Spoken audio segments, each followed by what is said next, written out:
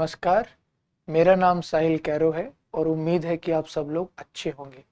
आज की इस वीडियो में हम लोग जिस विषय पर बात करेंगे वह है कि हिंदी साहित्य से नेट जेआरएफ की तैयारी कैसे करें। पेपर 2 यानी हिंदी भाषा और साहित्य।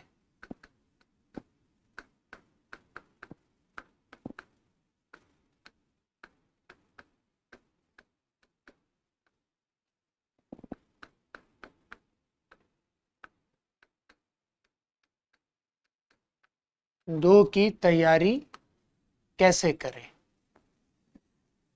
तो ये तो आपको पता ही है कि पेपर 2 में यानी प्रश्न पत्र 2 में जो हमारे लिए हिंदी भाषा और साहित्य है, कुल मिलाकर 100 प्रश्न पूछे जाएंगे।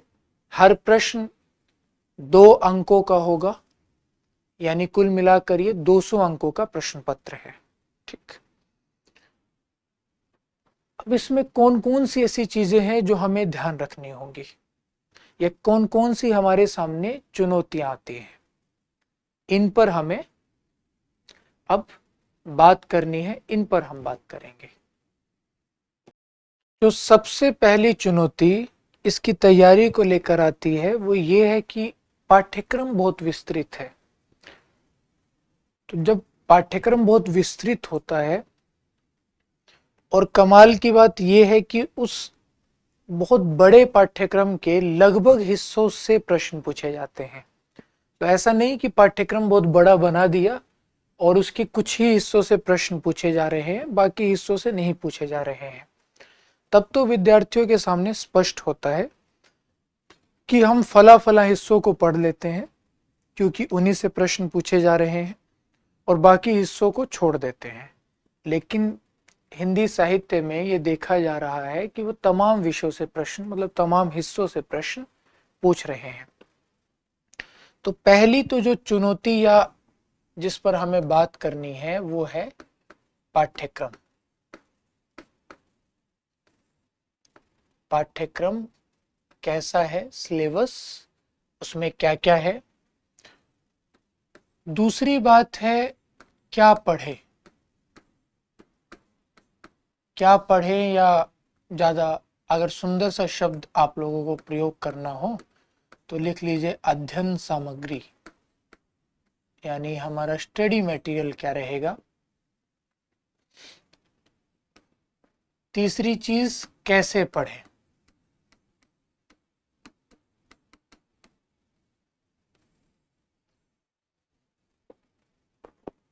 तो फिलहाल मुख्यतः इन तीनों बिंदुओं पर बात करते हैं, फिर अंत में अगर कोई और बिंदु ध्यान में आता है तो उस पर बात करेंगे।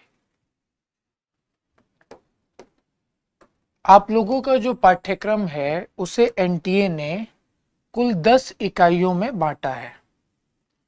इकाई 1 जो है वो है हिंदी भाषा और उसका विकास।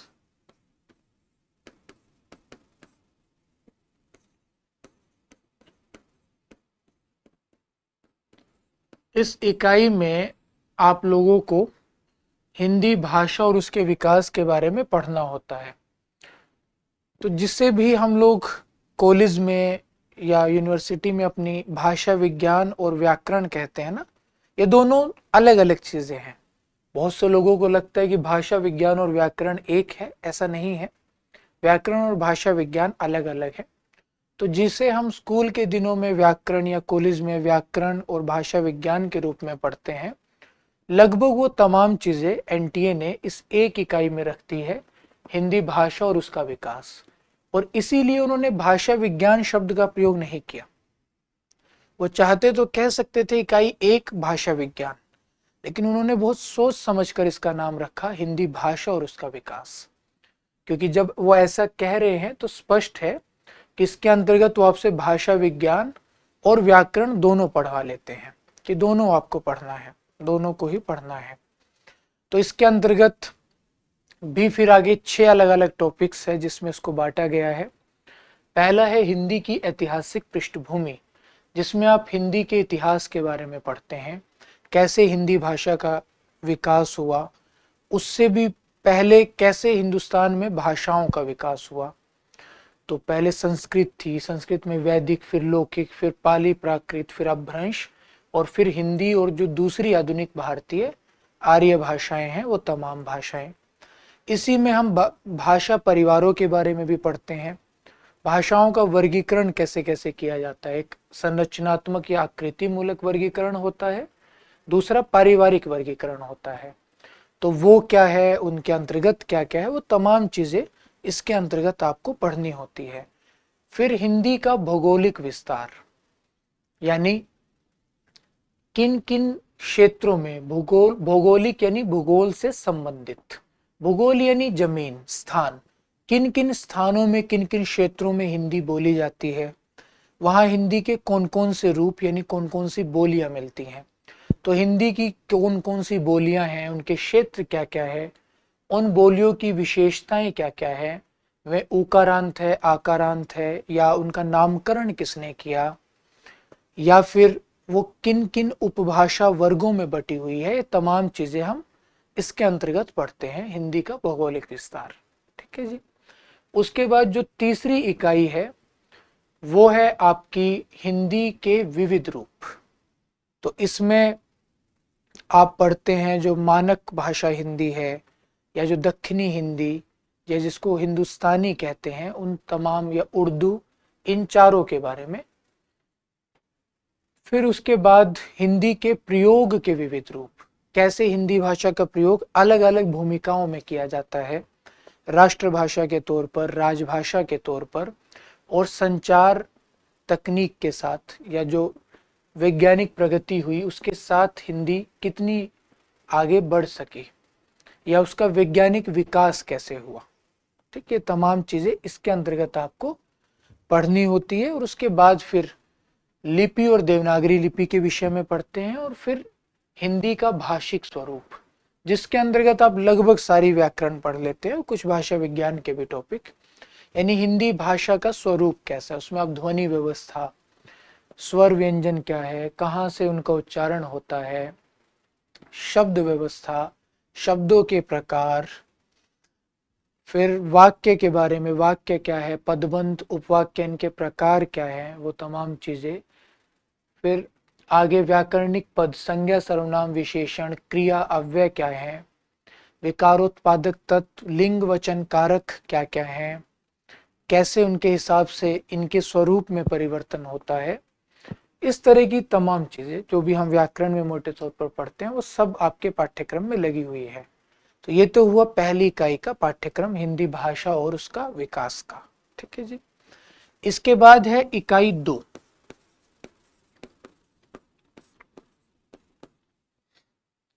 इकाई 2 है हिंदी साहित्य का इतिहास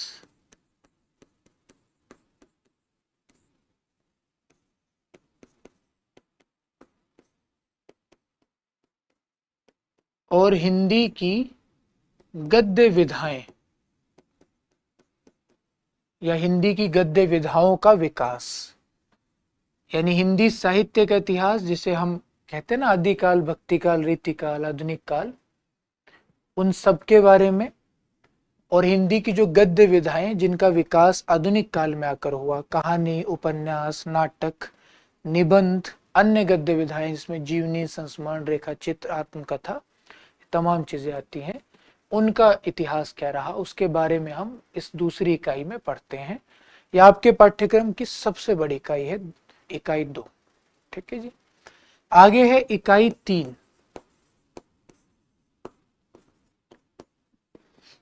इकाई 3 है साहित्य शास्त्र। साहित्य शास्त्र का मतलब क्या है? शास्त्र का मतलब होता है सिद्धांत या सिद्धांतों की कोई पुस्तक।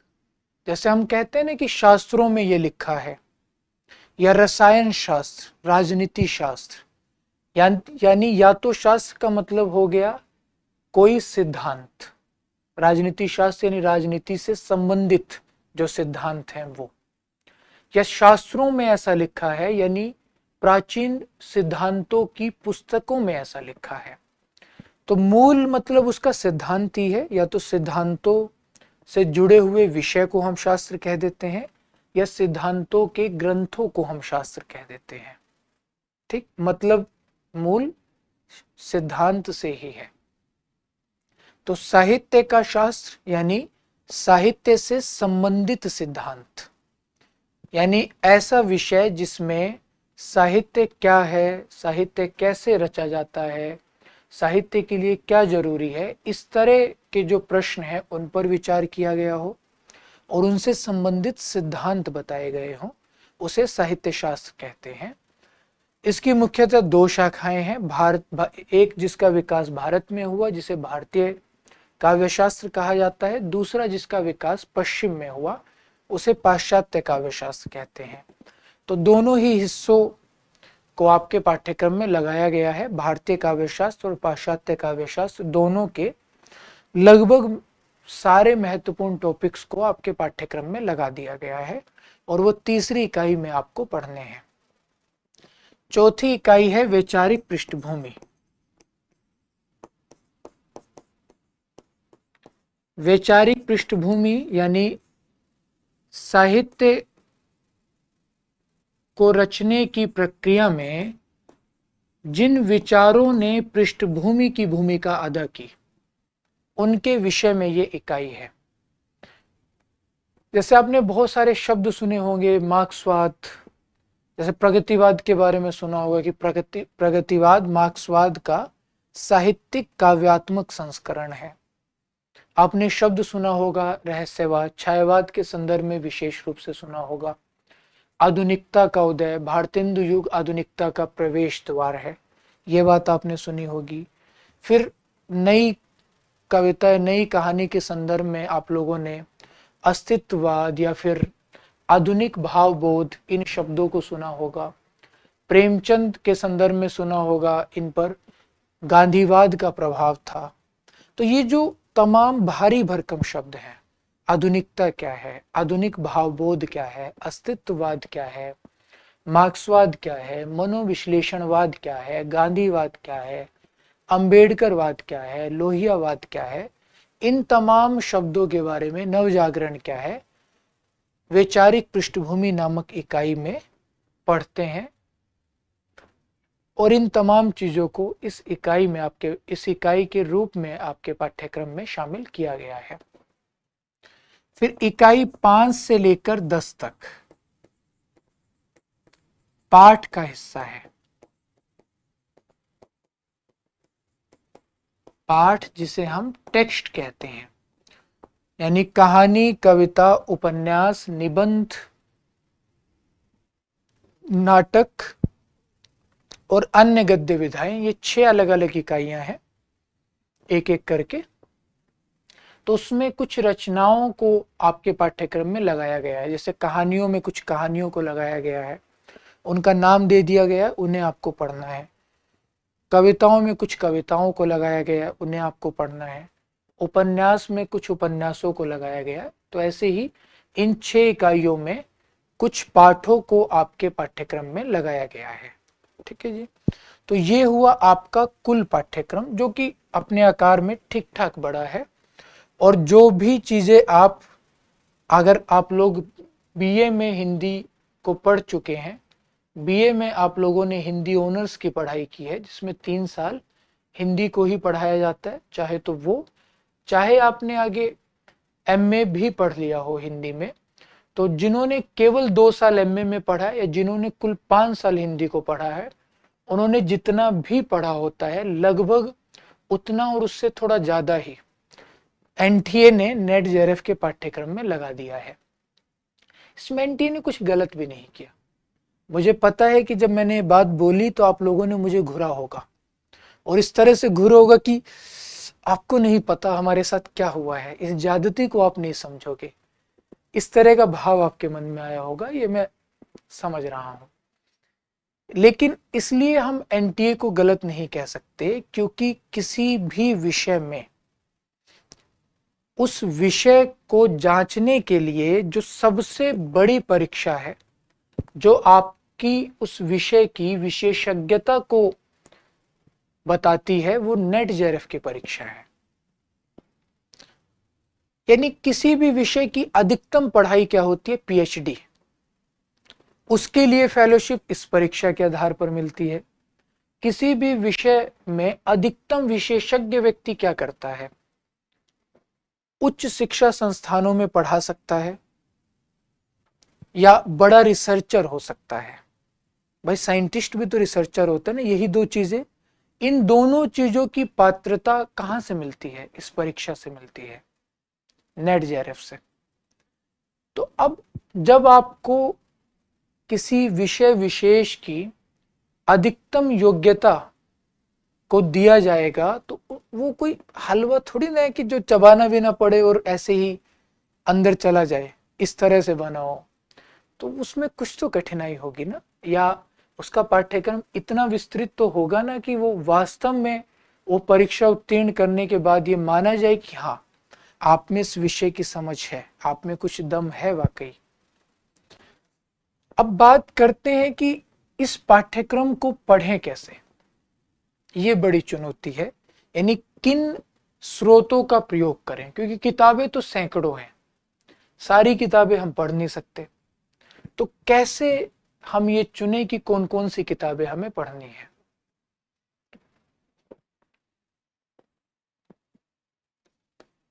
सबसे पहले एक मूल पुस्तक आपको चाहिए। मूल पुस्तक यानी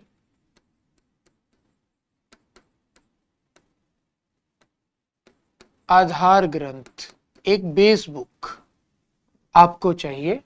यानी एक ऐसी पुस्तक, वैसे आधार ग्रंथ शब्द का प्रयोग हम सामान्यतः करते हैं मौलिक किताबों के लिए, यानी जो विद्वानों की किताबें होती हैं, जैसे आचार्य रामचंद्र शुक्ल के इतिहास ग्रंथ, यानी हिंदी साहित्य का इतिहास को आप एक आधार ग्रंथ कह सकते हैं। ठीक, वो एक मौलिक किताब है। लेकिन हम यहाँ आधार ग्रंथ का प्रयोग कर रहे हैं एक ऐसे ग्रंथ के लिए जो आधार के रूप में हमें इस पूरी तैयारी में चाहिए। तो वो कोई ऐसी किताब होगी जो जिसमें सारी महत्वपूर्ण किताबों का निचोड़ हो। ठीक, क्योंकि ये वीडियो दृष्टि के चैनल पर आ रही है और मैं इस वीडियो को बना रहा हूं, इसलिए मैं ये नहीं कह रहा हूं कि दृष्टि की नेट जेआरएफ की हिंदी साहित्य किताब सबसे बेहतर है, क्योंकि ऐसा कहते हुए ना मैं थोड़ा अजीब लगूंगा। तो इसलिए मैं ये कहना नहीं चाहता, लेकिन कोई भी एक पुस्तक आप ले सकते हैं। जो भी मार्केट में उपलब्ध किताबें हैं, ये जरूर देख लीजिएगा कि वो बाकियों से बेहतर पुस्तक हो। दृष्टि से जो प्रकाशित हुई है उसको लेकर मैं इसलिए दावा कर सकता हूं क्योंकि उस पुस्तक के बनने की प्रक्रिया में मैं शामिल रहा था, इसलिए मुझे उस चीज का अंदाजा है। और कल को आप मुझे पकड़ सकते हैं उसके लिए कि जी आपने इस पुस्तक को सबसे बेहतर बताया था, लेकिन इससे बेहतर एक और किताब है। तो फिलहाल तक तो मार्केट में उससे बेहतर किताब नहीं है, लेकिन फिर भी मैं कहूंगा कि अगर आपको उससे बेहतर किताब कोई और लगती है तो आप उसे चुन लीजिए, कोई दिक्कत नहीं है। ठीक है जी। तो एक किताब आपको वैसी चुननी पड़ेगी, एक ऐसा आधार ग्रंथ आपको चुनना पड़ेगा जिसको आप अपनी तैयारी की नींव बनाएंगे। यानी जैसे घर की नींव बनाई जाती है ना, उसमें जो सामग्री डाली जाती है बहुत मजबूत होती है, तो वैसे ही एक पुस्तक चाहिए जो आपकी तैयारी की नींव बने और जो आपके ज्ञान की नींव को बनाने में सहायक हो। यानी वो पुस्तक आपकी तैयारी की नींव होगी और वो पुस्तक आपकी समझ की नींव भी बनाएगी। ठीक है जी। उसके बाद जो कुछ और ऐसे ग्रंथ जिन्हें आप पढ़ सकते हैं, ये तो अनिवार्यतः आपको चाहिए ही चाहिए। इसके अलावा आचार्य रामचंद्र शुक्ल का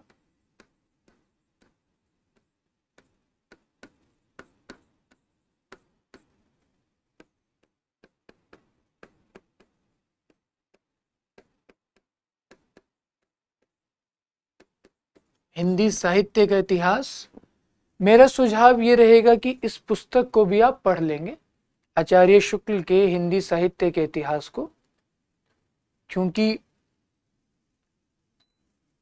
ये जो पुस्तक है ये भी एक महत्वपूर्ण पुस्तक है इस परीक्षा के हिसाब से। इनके अलावा दो पुस्तकें हैं जिन्हें पढ़ेंगे तो बेहतर रहेगा। ठीक, तो मैं ये तीन लगा देता हूं, तीन यानी वेरी वेरी वेरी इंपॉर्टेंट, जैसे हम पहले करते थे ना। फिर दूसरी किताब है बच्चन सिंह की। बच्चन सिंह की असल में दो पुस्तकें हैं। एक पुस्तक है हिंदी साहित्य का दूसरा इतिहास।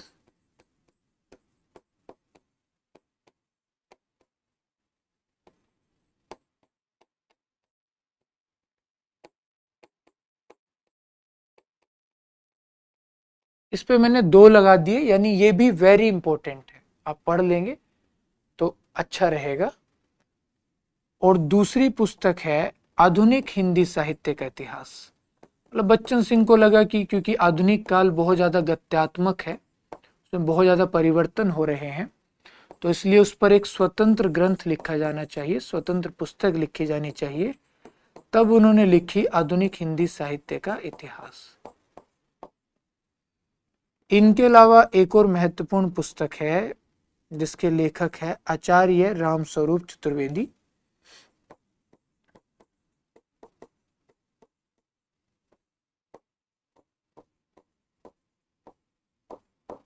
और उनके ग्रंथ का नाम है हिंदी साहित्य और संवेदना का विकास।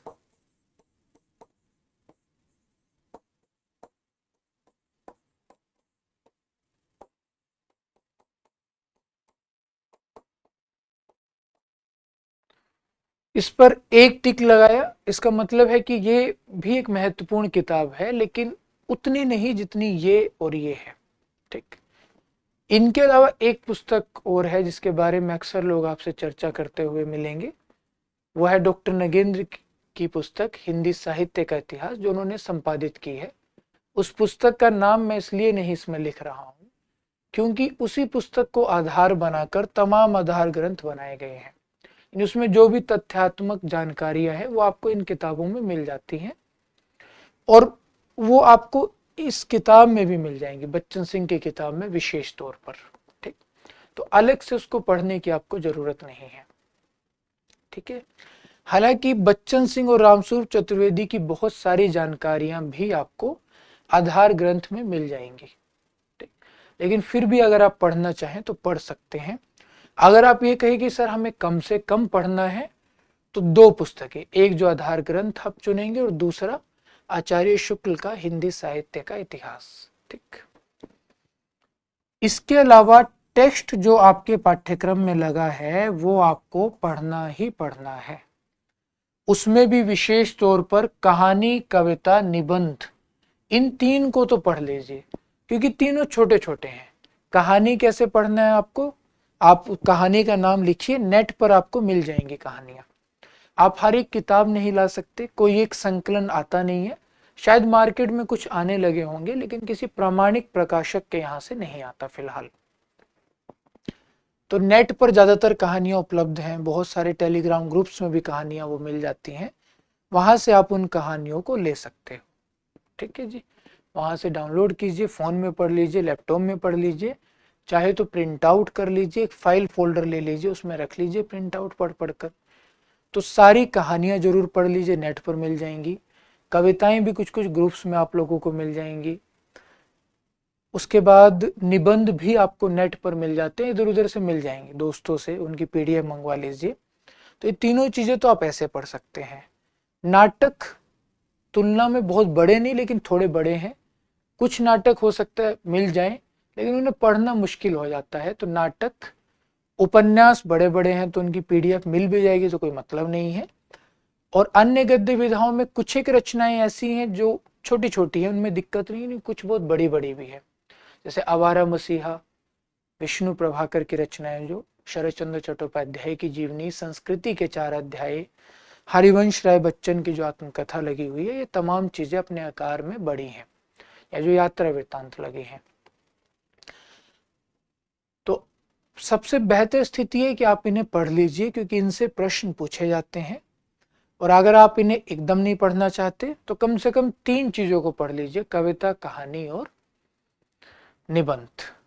ठीक है जी, इसके अलावा कुछ और पुस्तकें हैं जो महत्वपूर्ण हैं, लेकिन मुझे लगता नहीं कि उतना विद्यार्थी पढ़ पाते हैं, और इसी वजह से मैं बार बार आधार ग्रंथ के महत्व पर बल देता हूं। लेकिन उन पुस्तकों के नाम मैं आपको बता सकता हूं, अगर आप चाहें तो उन्हें देख सकते हैं। हिंदी भाषा और उसका विकास के लिए एक पुस्तक है भोलानाथ तिवारी की, भाषा विज्ञान, वो बहुत अच्छी पुस्तक है। दूसरी पुस्तक भी भोलानाथ तिवारी की ही है, हिंदी भाषा, वो भी अच्छी पुस्तक है। और अगर इसके अलावा भी आप किसी पुस्तक को देखना चाहते हैं इन दोनों के अलावा, तो आप कामता प्रसाद गुरु की पुस्तक है हिंदी व्याकरण, उसे देख सकते हैं। और एक चौथी पुस्तक है आचार्य देवेंद्र नाथ शर्मा की भाषा विज्ञान की भूमिका। लेकिन इतना ज़्यादा पढ़ने की आपको ज़रूरत नहीं होती, नहीं इतना ज़्यादा पढ़ेंगे तो परेशान भी हो जाएंगे। तो कोशिश कीजिए कम पढ़िए, स्पष्ट पढ़िए। अगर आप साहित्य शास्त्र के लिए देखना चाहते हैं तो भारतीय काव्य शास्त्र के लिए सबसे आसान और अच्छी पुस्तक है सत्यदेव चौधरी की भारतीय काव्य शास्त्र करके, मोटी सी, इतनी मोटी पुस्तक है लेकिन। और पाश्चात्य काव्य शास्त्र के लिए दो पुस्तकें बहुत अच्छी हैं, एक प्रोफेसर निर्मला जैन की पाश्चात्य साहित्य चिंतन, और दूसरी पुस्तक है आचार्य देवेंद्र नाथ शर्मा की पाश्चात्य काव्य शास्त्र करके। ठीक, वैचारिक पृष्ठभूमि के लिए अलग से कोई पुस्तक नहीं है, फिर भी कुछ कुछ चीजें हमें मिल जाती हैं। एक पुस्तक आती है हिंदी की पारिभाषिक शब्दावली डॉक्टर अमरनाथ की उसमें, और पाठ टेक्स्ट के लिए तो अलग अलग प्रकाशकों से आए हैं। वे बहुत ज़्यादा उलझाऊ हो जाता है ना, आप में से कई लोग वीडियो देखना अब तक बंद भी कर चुके होंगे कि इस वीडियो का क्या ही फ़ायदा जब इतनी सारी चीज़ें इनको बतानी है। लेकिन मैं क्या करूं, इसके लिए मैं दोषी नहीं हूं, जितना पाठ्यक्रम है मैं तो उस हिसाब से बताऊंगा। और आप प्रश्न देखेंगे तो आपको समझ भी आ जाएगा कि अब उस तरह का पेपर नहीं आता कि कोई एक किताब को आप पढ़ ले और सारा हो जाए। ठीक है जी। अब बात है कैसे पढ़े। आप सोच रहे होंगे कैसे क्या पढ़े, आंखों से देखकर पढ़ें, लिख लिख कर पढ़ें, और कैसे पढ़ें, है ना। बात भी सही है भाई, देखकर ही पढ़ा जाएगा, लेकिन यहाँ मेरा मतलब क्या है कैसे पढ़े से, कि आपकी रणनीति क्या हो। एक तो वो जमाना गया जब हम कहते थे कि 2 महीने में नेट जेआरएफ की परीक्षा की तैयारी हो सकती है। अभी भी बहुत सारे ऐसे विद्वान, ऐसी विदुषियां आपको मिल जाएंगी यूट्यूब पर या अलग अलग जगह, जो कहेंगे कि 2 महीने में नेट जेआरएफ की तैयारी हो सकती है। इस बात से मैं इनकार नहीं करता कि 2 महीने में नेट जेआरएफ की तैयारी हो सकती है, मैं भी मानता हूं कि हाँ हो सकती है। लेकिन उनकी हो सकती है जिनकी इस विषय की बुनियादी समझ बहुत मजबूत हो, जिन्होंने ग्रेजुएशन या फिर पोस्ट ग्रेजुएशन में इस विषय को बहुत अच्छे से पढ़ा हो, उनकी भले ही हो सकती है। लेकिन जिन लोगों की बुनियादी पढ़ाई बहुत शानदार ना रही हो, जिन लोगों की पुरानी समझ बहुत मुकम्मल ना हो, उन लोगों की 2 महीने में तैयारी संभव नहीं है। उन लोगों के लिए जरूरी है कि अगर वो इस तैयारी को बोझ की तरह ना बनाकर धीरे धीरे करना चाहें, कि उससे थोड़ा आनंद भी आता रहे, मजबूत तैयारी भी हो, और आप एकदम एग्जॉस्ट ना हो जाएं, आप एकदम चुक ना जाएं कि यार चुक गए, आप कुछ पढ़ने का मन ही नहीं कर रहा, आपको डर ना लगने लगे इन चीज़ों से। अगर आप ऐसी स्थिति चाहते हैं तो आपको कोशिश करनी चाहिए कि एमए में एडमिशन होते ही या एमए का पहला साल होने के बाद पूरे 1 साल आप इस तैयारी को करें, क्योंकि बड़ी प्रक्रिया होगी, बहुत सारी चीज़ें पढ़नी है। तो 1 वर्ष का समय बहुत मुकम्मल समय होता है इस तैयारी के लिए। अगर 1 वर्ष आप प्रतिदिन 4 घंटे भी पढ़ ले रहे हैं तो आप बहुत शानदार तैयारी कर लेंगे। ठीक है जी। और इसलिए हम लोग जो पढ़ाते भी हैं हमारे यहाँ कोर्स में लगभग 160 कक्षाएं करते हैं, और फिर कहते हैं कि भाई आगे 2-3 महीने आप लोगों को स्वाध्याय के लिए भी चाहिए, सेल्फ स्टडी के लिए भी चाहिए, और उसके बाद फिर आप पेपर दे सकते हैं, यानी 10-11 महीने की प्रक्रिया है।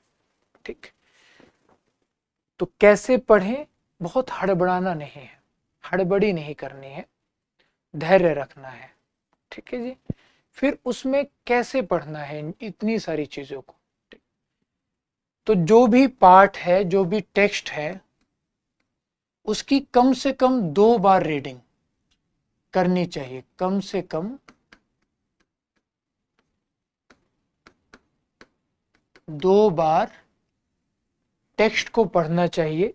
उसमें कोशिश कीजिए कि जो पहली रीडिंग होगी वो एकदम पाठक की तरह कीजिए। ये मत सोचिए कि आपको पेपर देना है, बस पढ़ने के लिए पढ़िए। जैसे हम फिल्म देखते हैं ना, एकदम आनंद के लिए, जैसे हम गाना गुनगुनाते हैं एकदम अपने आनंद के लिए, उस तरह से पढ़िए बिना किसी तनाव के। पहली रीडिंग ऐसे कीजिए। जो दूसरी रीडिंग होगी उसमें फिर एकदम आप लोग परीक्षार्थी की तरह पढ़िए। जो पुराने प्रश्न आए हैं उन्हें देखिए और उन प्रश्नों को देखकर फिर एकदम चुन चुन करके, अच्छा इस तरह के आ रहे हैं, ये महत्वपूर्ण तथ्य है, ये तथ्य है, ये तथ्य है, और उन्हें साइड में एक रजिस्टर में नोट भी कर लीजिए। पुराने प्रश्न कहाँ देखेंगे, उसका समाधान भी आपको बताता हूँ। अब ये वीडियो आई है आप लोगों के लिए इस चैनल पर। जल्द ही इस चैनल पर एक प्लेलिस्ट आएगी जिसमें हिंदी साहित्य के इस परीक्षा के 2018 से लेकर 2023 तक जितने भी नेट जेआरएफ के पेपर हुए, उन सब के सारे प्रश्नों को हल किया जाएगा। लगभग 42-43 वीडियोस की ये प्लेलिस्ट होगी, एक सीरीज होगी, एक श्रृंखला होगी। 2018 से ही प्रश्न इसलिए करवाए जा रहे हैं क्योंकि 2018 से पहले इस पेपर का प्रारूप अलग था। 2018 से नए प्रारूप का पेपर आ रहा है, नए प्रारूप के अनुसार ये परीक्षा करवाई जा रही है। इसी से हमने 2018 से लेकर सबसे लेटेस्ट, सबसे अंतिम जो पेपर हुआ 2023 तक का, उस तक के जितने भी पेपर हुए उन सब के प्रश्नों को लेकर एक प्लेलिस्ट, एक श्रृंखला, एक सीरीज बनाई है जिसमें 42-43 वीडियोस होंगी। तो उसे आप देख सकते हैं। और अच्छी बात यह है, या कम से कम हमें ऐसा लगा कि यह अच्छा है, कि हमने उसे प्रश्न पत्र के हिसाब से नहीं बनाया कि 2018 का प्रश्न पत्र, 2019 का प्रश्न पत्र, 2020 का प्रश्न पत्र, ऐसे नहीं बनाया। हमने उसे टॉपिक्स के हिसाब से बनाया। हिंदी भाषा और उसके विकास की कुछ वीडियोस बनाई, 1, 2, 3 करके। फिर इकाई 2 की ऐसे ही कुछ वीडियोस बनाई, फिर इकाई 3 की कुछ वीडियोस बनाई, इकाई 4 की। क्यों? ताकि जब आप एक इकाई को पढ़ें तो उसके बाद आप उन वीडियोस को देख सके, एक साथ आपको उससे संबंधित सारे प्रश्न एक जगह पर मिल जाए। क्योंकि और जब आप उसको देखें तो वो देखते हुए उसकी व्याख्या भी की गई है, तो उससे भी आपकी उस टॉपिक की समझ और बेहतर हो। क्योंकि जब हम वर्ष के हिसाब से देखते हैं या पढ़ते हैं तो प्रश्न पत्र में तो सारे टॉपिक्स के एक साथ प्रश्न पूछे जाते हैं, तो उसमें दुविधा बहुत हो जाती है और हमारी समझ बहुत मजबूत नहीं बन पाती। उससे हम केवल अभ्यास कर सकते हैं, समझ नहीं बना सकते। तो इसलिए हमने टॉपिक्स के अनुसार वो वीडियोस बनाई हैं। ठीक है जी। तो कैसे पढ़े? पाठ कम से कम 2 बार पढ़े। पहली बार एकदम पाठक की तरह, केवल आनंद लेने के लिए, जैसे हम गाना गुनगुनाते हैं, जैसे हम खेलते हैं, एकदम मनमोजी ढंग से। और दूसरी बार परीक्षार्थी की तरह नोट्स लेते हुए। नोट्स रेगुलर बनाएं एकदम। ठीक है जी। और नोट्स बनाने में पूरी किताब नहीं लिख देनी है। असल में हम करते क्या है, हम 2-3 किताबें ले लेंगे, नोट्स बनाना शुरू करेंगे और उन पूरी किताबों की सारी चीजों को लिख देंगे। ये नहीं होता। उनकी महत्वपूर्ण चीजें बहुत कीवर्ड्स में, बहुत शॉर्ट में। ठीक है जी। कक्षाओं में जैसे मैं अक्सर बताता भी हूँ कि देखिए ये टॉपिक है, इसके नोट्स हमें ऐसे बनाने हैं। ठीक। इसके बाद फिर आधार ग्रंथ को बार बार पढ़े।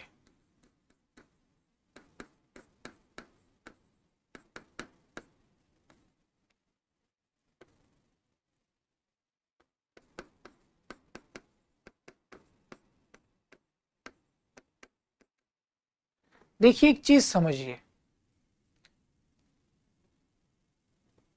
हमें क्या लगता है ना कि ज्यादा से ज्यादा सामग्री जुटा लो। ज्यादा से ज्यादा सामग्री होने से कोई परीक्षा नहीं होती, कोई परीक्षा उत्तीर्ण नहीं होती।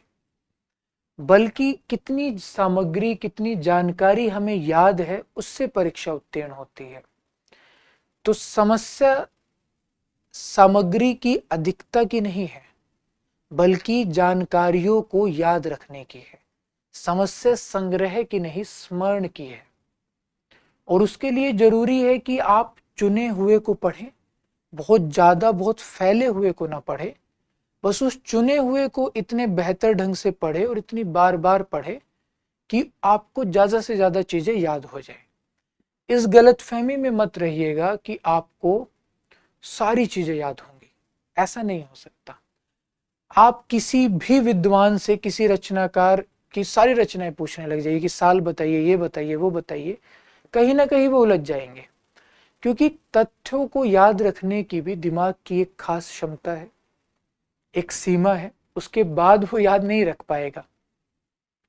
तो ये संभव नहीं कि इतने विस्तृत पाठ्यक्रम की सारी जानकारियां, सारे तथ्य आपको याद रहे।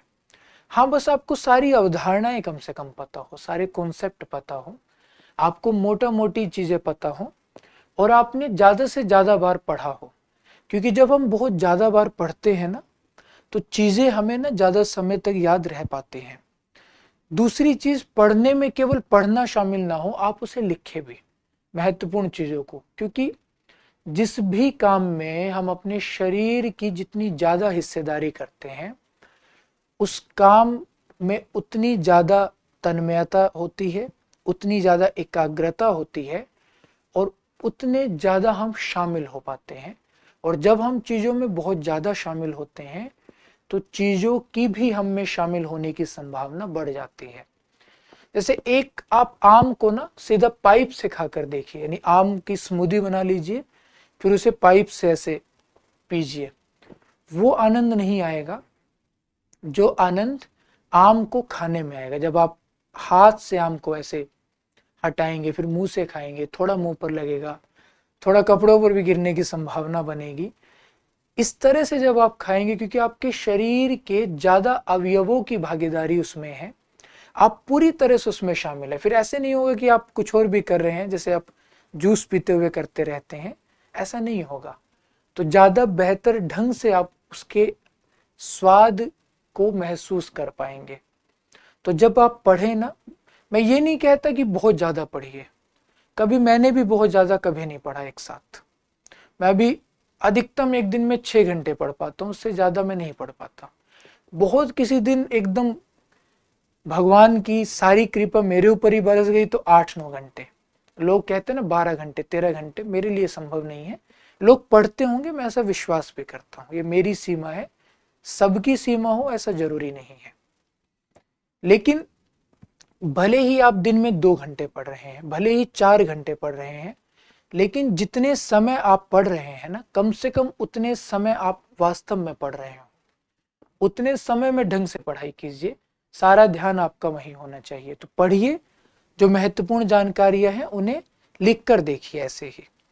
क्योंकि जैसे हमारे आंखों और हमारी दिमाग की स्मृति होती है ना, उसी तरह हमारे हाथों की भी स्मृति होती है। जब आप चीजों को लिखते हैं ना, तो उनके याद रखने की संभावना बढ़ने लगती है। और फिर उसे किसी को बता दीजिए, अपने किसी दोस्त को पकड़ लीजिए, उसे बोर कीजिए, मम्मी को पकड़ लीजिए, उन्हें सुनाइए, किसी और को पकड़ लीजिए कि आज ये पढ़ा, उसने ये किया था, ये किया था। कोई नहीं है तो खुद को पकड़ लीजिए, खुद को सुना दीजिए। मतलब मूल प्रयास क्या है कि आंखें तो शामिल होंगी जब पढ़ेंगे, दिमाग तो शामिल होता ही हर एक चीज में, हमारी जुबान भी शामिल हो, हम उसे बोले, हमारे कान भी शामिल हो, हम खुद ही सुने, और हमारे हाथ भी शामिल हो, ताकि हम इतनी तरह से एक चीज का अभ्यास करें कि वो ज्यादा लंबे समय तक याद रह पाए। ठीक है, पहली चीज तो ये कि बार बार पढ़ें, और ज्यादा की बजाय, मतलब ज्यादा सामग्री की बजाय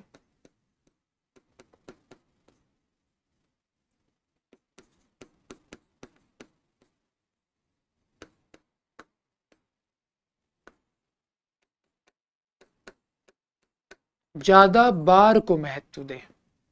यानी आवृत्ति मात्रा से ज्यादा महत्वपूर्ण है। फ्रीक्वेंसी, आप कितनी बार पढ़ रहे हैं, ये ज्यादा जरूरी है। ना कि ये कि आप कितना ज्यादा पढ़ रहे हैं। ठीक है जी।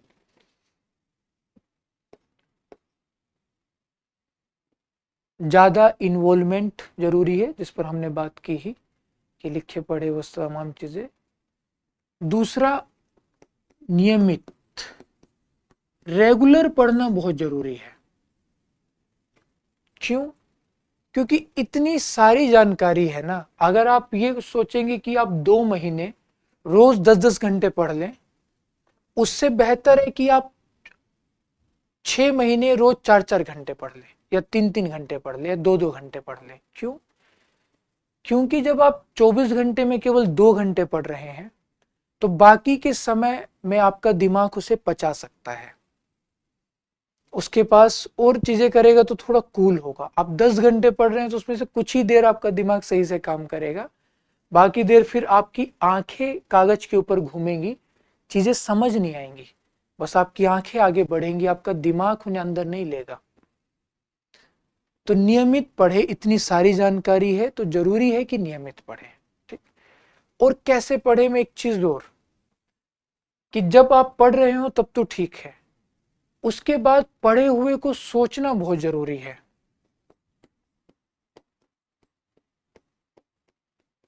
पढ़े हुए को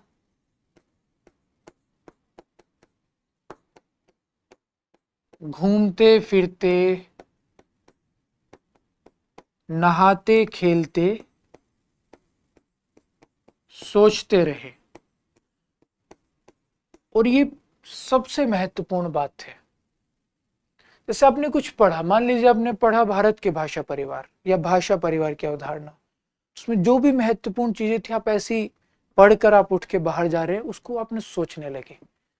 फिर आपने छोड़ दिया, मूवी वूवी देखने लगे, फिर अपने दोस्त के साथ घूमने जा रहे हैं, तो रास्ते में ऐसे ही आपने उस पर बात कर ली, उस पर सोच लिया।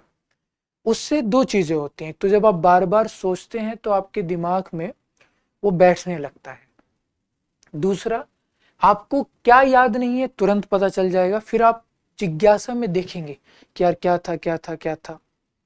फिर जब आप देखेंगे ना, तो वो आपकी रिवीजन भी हो जाएगी खुद से ही। ठीक। तो ये तमाम चीजें हैं शायद जिससे आपको मदद मिले। प्रीवियस ईयर क्वेश्चंस को देखना बहुत जरूरी है, गत वर्षों के प्रश्नों को देखना बहुत जरूरी है, क्योंकि उससे एक ये विचार बनता है कि किस तरह के प्रश्न पूछे जा रहे हैं, किस तरह से हमें पढ़ना है। ठीक। इस पर भी हम बात कर सकते हैं, प्रश्न कैसे।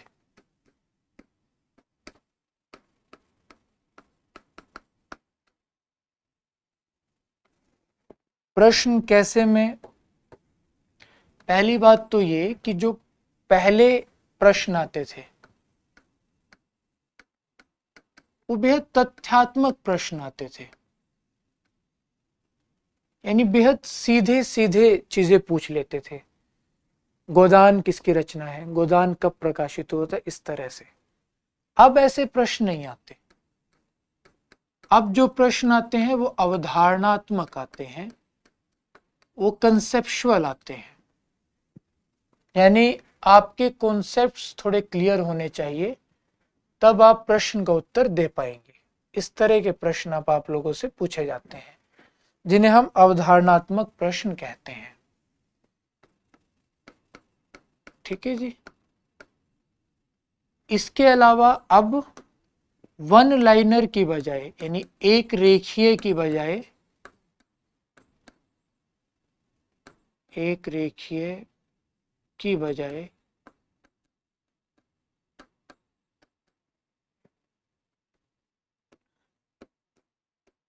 लंबे प्रश्न से पहले एक पंक्ति होती थी, मान लीजिए कोई संवाद है किसका है, अब कूट में प्रश्न पूछेंगे। से पहले मान लीजिए पूछ लेते कि हिंदी किस भाषा परिवार की भाषा है, 4 विकल्प दे देते, भारोपीय भाषा परिवार, द्रविड़ भाषा परिवार, चीनी तिब्बती भाषा परिवार, और चौथा इंडो ऑस्ट्रियाटिक भाषा परिवार, या माफ कीजिएगा, ऑस्ट्रो एशियाटिक भाषा परिवार। ये 4 विकल्प दे देते। अब क्या करेंगे, भारोपीय भाषा परिवार की भाषाएं कौन कौन सी हैं? ए हिंदी, बी नेपाली, सी तमिल, डी संथाली। सही कूट का चयन कीजिए। ए और बी सही, बी और सी सही, ए और सी सही, सी और डी सही, ऐसे करके वो आप प्रश्न दे देंगे। ठीक, ऐसे भारोपीय भाषा परिवार की कौन कौन सी भाषाएं थी? इसमें से केवल 2, हिंदी और नेपाली। ठीक है जी। तो अब वो इस तरह के प्रश्न पूछते हैं, नहीं कहने के लिए 100 प्रश्न पूछेंगे, लेकिन असल में वो लगभग 250-300 प्रश्न 100 प्रश्नों में पूछ लेते हैं, ऐसे कर करके। ठीक, तो अब केवल तथ्य याद करके काम नहीं चलेगा, अवधारणाएं समझनी होंगी, टेक्स्ट को पढ़ना होगा, क्योंकि उसके भीतर से भी प्रश्न पूछे जाते हैं, और अच्छे से पढ़ना होगा, ताकि 2 घंटे में आप 100 प्रश्न करने हैं, यानी लगभग 1 मिनट में एक प्रश्न करना है। और असल में वो एक प्रश्न पूछते नहीं, उससे ज्यादा पूछते हैं। तो यानी आपके पास सही से देखे तो कम समय होता है करने के लिए, तो जितनी बेहतर तैयारी होती है उतनी अच्छी स्थिति में आप होते हैं। तो मुझे लगता है कि ये पर्याप्त बातचीत थी नेट जेआरएफ की तैयारी कैसे करें पर। अगर इसके अलावा भी आपकी कुछ जिज्ञासाएं या कुछ संदेह है तो आप लोग हमसे संपर्क कर सकते हैं। आप लोग इस वीडियो के कमेंट में जो भी आपकी प्रतिक्रिया होगी वो बता सकते हैं। अगर आप मुझसे कुछ और उम्मीद कर रहे थे वो बता सकते हैं। अगर आपकी मुझे लेकर कोई नाराज़गी हो तो आपको पूरा हक है, आप वो भी बता सकते हैं। अगर आपके कुछ प्रश्न हो तो आप वो भी बता सकते हैं। तो चलिए चलते हैं। मस्त रहिए, स्वस्थ रहिए, पढ़ते रहिए। शुक्रिया।